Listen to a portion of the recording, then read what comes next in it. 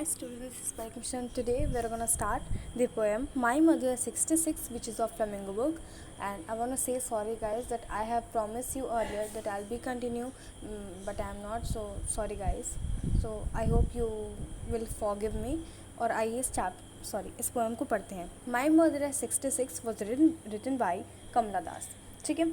इनका जो जन्म हुआ था, she was born in Malabar in Kerala, और इनको इंडियाज़ का फोर मोस्ट पोएट कहती हैं ये. और इनका वर्क जो होता है ना गाइस, ये सब आपको अंडरलाइन करके रखना है. जैसे मेरी बुक तो आपको अच्छे से दिख ही रही होगी, मैंने कितना ज़्यादा इसमें लिख दिया है. ओके, तो ये जो इनकी वर्क थी वो क्यों जानी जाती थी? Because their work was original, versatile, और इनकी जो भी पोएम होती थी वो सॉइल यानी जो मातृभूमि, मिट्टी, ठीक है, इन सब से रिलेट करती थी, correlated. So that is why. Okay, Kamala Das ने बहुत सारे नॉवेल्स को लिखा, शॉर्ट स्टोरीज़ को लिखी इंग्लिश में, मलयालम में भी लिखा, लाइक माधवा कुट्टी. ओके, और उनकी और वर्क है इंग्लिश में जो कि अल्फ़ाबेट ऑफ लस्ट जो 1977 में लिखा गया था, a collection of short stories which is called Padmavati, the harlot and the other stories in 1992. ठीक है, इनकी 5 बुक्स पोएट्री से रिलेटेड है, और वो एक बहुत सेंसिटिव राइटर है जो इनकी इंट्रोडक्शन में बता रहा है, जो कि एक कम्प्लेक्स सब टाइटल्स को यूज़ करते हैं of human relationship in a lyrical item. तो आप इसको भी बहुत ज़्यादा अंडरलाइन करके रखना. जो माई मदर 66 है वो एक तरीके से रिलेशन है लिरिकल आइटम में. आइए इसको रीड करते हैं. सो बिफोर स्टार्टिंग दिस, ये जो स्टोरी है वो एक मदर और उनकी डॉटर के रिलेशन के बारे में गाइस, कि लाइक आप ही हैं, आई डोंट नो आपका क्या कंडीशन है, where are you from, but still suppose that काफ़ी लोग होते हैं ना जो बाहर जाके पढ़ते हैं, अपने पेरेंट्स से दूर होके पढ़ते हैं, तो उस वक्त ही इनको रियलाइज़ होता है कि जब वो जाते हैं उनको बहुत दुख होता है, बहुत ज़्यादा पेन होता है, सेपरेशन लगती है, क्योंकि उनके पेरेंट्स से उनको दूर जाना होता है, वो दूर जाके रहते हैं, उनके बीच में एक गैप आ जाता है. ओके, दूर हो जाते हैं वो एक दूसरे से. तो वैसे ही जो पोइट होती हैं जो अपनी मदर के बारे में बता रही होती हैं कि अब वो यहाँ से जा रही होती हैं उनको छोड़ के, वो रियलाइज़ करती हैं कि वो अपनी मदर को पता नहीं कि वो देख पाएंगी या नहीं देख पाएंगी, क्योंकि वो बहुत ज़्यादा बूढ़ी हो गई हैं, और उनको बहुत ज़्यादा बहुत पेन होता है, बहुत ज़्यादा pain of separation you can say. So ये स्टोरी में है. This was very beautiful story and I also like this so much. आइए रीड करते हैं इस पैरे को. Driving from my parents home to coaching last Friday. आप coaching को अंडरलाइन करके रखो. तो ये क्या आता है, ये बता रही हैं कि इनके पेरेंट्स के होम से ये कोचिंग एयरपोर्ट की तरफ बढ़ती हैं फ्राइडे को. और मैंने अपनी मदर को देखा जो कि मेरे बिसाइड में बैठी हुई थी, मेरे बगल में बैठी हुई थी.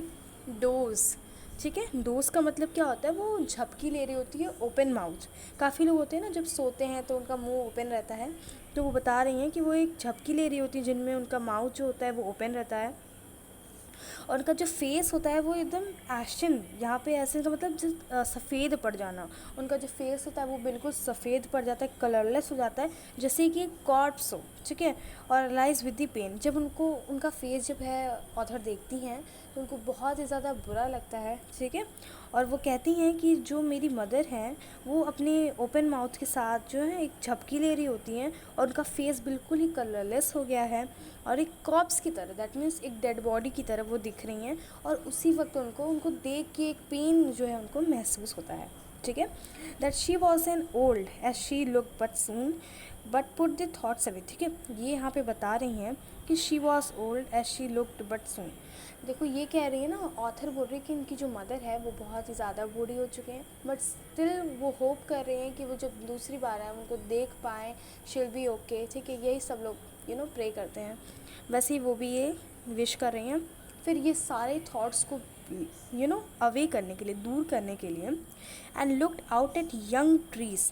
अब क्या करती हैं, वो बाहर विंडो से देखती हैं तो देखती हैं कि एक यंग ट्री स्प्रिंटिंग. देखो गाइस, यंग ट्री स्प्रिंटिंग का मतलब क्या होता है पहले आप जानो. ये जो यंग ट्री स्प्रिंटिंग जो पोएट ने लिखा है ना, इसका डिपिक्शन क्या है, एक रैपिड पासिंग जो ईयर्स हैं, जैसे हम लोग का जो आप देखते हो कि बहुत हम लोग धीरे धीरे बढ़ते जा रहे हैं. आपके पेरेंट्स आपकी ग्रोथ को देख पाते हैं, आप खुद को चेक कर पाते हो, आप अपने पेरेंट्स को देखते हो, वो क्या होते हैं, यंग से ओल्ड होते जाते हैं. आप भी यंग से ओल्ड की तरफ जाते हैं. ये जो ट्री स्प्रिंटिंग है वो एक रैपिड पासिंग ईयर्स है ऑफ ह्यूमन लाइफ, यानी ह्यूमन लाइफ का एक रैपिड पासिंग ईयर्स है फ्रॉम कहाँ से, चाइल्डहुड से ओल्ड एज की तरफ। ट्री स्प्रिंटिंग ये सिग्निफाई कर रहा है गाइस। ओके ओके देन देखिए, Mary children spilling out their homes. और जो मैरी चिल्ड्रंस हैं, यहाँ में मैरी चिल्ड्रन स्पिलिंग ये क्या जस्टिफाई कर रहा है, ये सिग्निफाई कर रहा है गाइस एक हैप्पीनेस और एक एनर्जी लेवल जो कि बच्चों में होता है। ठीक है, लाइक आपको किड्स ने देखा होगा ना, वो कितने ज़्यादा फुर्तीले होते हैं, यहाँ वहाँ भागते रहते हैं। तो ये वो जस्टिफाई कर रहे हैं, सिग्निफाई कर रहे हैं आउट ऑफ देयर होम्स, वो अपने घर से बाहर निकल रहे हैं, but after the airport security check. Like आप एयरपोर्ट में गए होगे तो वहाँ पे एक सिक्योरिटी चेक होता है, स्टैंडिंग फ्यू यार्ड्स। ठीक है, जो पोएट देखती हैं फ्यू यार्ड्स अवे। ठीक है, I look again at her, वो बताती है कि मैंने फिर अपनी मदर की तरफ देखा। वॉन पेल, वॉन पेल का मतलब क्या होता है, कलरलेस, डल, पेल। ठीक है, और उसमें यहाँ पे एक सिमली फिगर ऑफ स्पीच का यूज़ होता है, as late as winter moons and fell that old. देखो, as late as winter moon simile figure of speech है, लिख लीजिए आप। इसका मतलब क्या है, जो ऑथर का मतलब ऑथर की मदर का फेस है वो एक लेट विंटर मून की तरह है, जो लाइक जो विंटर में देर से चांद निकलता है ना, तो वो उससे कंपेयर कर रहे हैं। तो अब वो क्या करते हैं, felt that old familiar edge. जो छोटे बच्चे होते हैं वो अपने पेरेंट्स से जब दूर जाते हैं तो उनको बहुत दुख होता है। ये एक ओल्ड फैमिलियर एज होता है, जो हम फैमिली से जब सेपरेट होते हैं तब। माई चाइल्डहुड फियर, ठीक है, मेरा ये चाइल्डहुड का ये जो डर है खोने का, ठीक है, अपने मम्मी पापा को, अपनी फैमिली से दूर जाने का।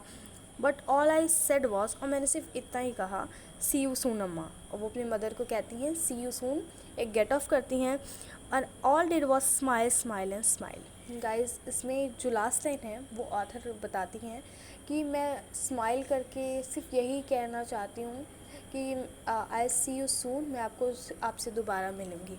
ठीक है, so I hope this poem is very beautiful. मुझको तो ये बहुत अच्छा लगता है, बिकॉज आप अपनी फैमिली से अभी हैं, and every one I think they wish that their family will be still with them. और हमेशा हम लोग अपने पेरेंट्स के साथ रहते हैं, लेकिन I love my parents and I think every children love their parents. उसी तरीके से गाइज ये स्टोरी जो है एंड होती है।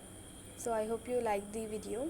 अगर आपको एक्सप्लेनेशन अच्छी लगे तो लाइक बटन प्रेस करो, और अगर नहीं अच्छी लगे तो डिसलाइक बटन प्रेस करो। Okay guys, bye bye.